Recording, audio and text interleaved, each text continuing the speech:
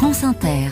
L'histoire du monde à 7h moins le quart, Anthony Bélanger, direction le point de passage de Rafah entre l'Égypte et la bande de Gaza. Oui, un point de frontière qui est resté désespérément fermé tout le week-end alors qu'un fol espoir d'ouverture, même sur une très courte période, a couru parmi les Américano-Palestiniens présents à Gaza et qui ont tous reçu vendredi le même courriel. Si vous souhaitez quitter Gaza, peut-être voudrez-vous profiter de l'ouverture samedi de la frontière avec l'Égypte, mais seulement de midi à 17h, comme en termes choisis ces choses-là sont dites, d'autant que le tout était agrémenté sur l'ensemble du courriel d'un conditionnel de bonne loi dans ces conditions de guerre. Et le conditionnel n'était pas inutile.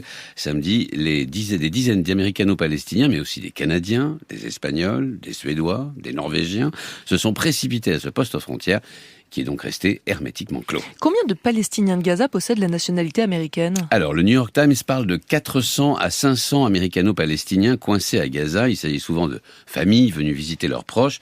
Mais cette impossibilité de quitter le territoire touche aussi des fonctionnaires états-uniens qui travaillent sur place. Une poignée de fonctionnaires, pour tout dire, du département d'État, qui avant la crise administrait USAID, l'aide en nature des États-Unis. Pour revenir à la frontière, son ouverture fait l'objet de négociations ? Oui, une négociation a bien eu lieu, au moins à 3, Israël, Égypte et États-Unis. Seulement voilà, sur le terrain, il semble que les Égyptiens et le Hamas ne soient pas parvenus, à se coordonner, une façon à peine polie de dire qu'il y avait encore pas mal de choses à négocier. En fait, plus on se plonge dans le détail de ces pourparlers qui ont partout fuité dans la presse américaine, plus on se rend compte qu'il est encore trop tôt pour obtenir quoi que ce soit.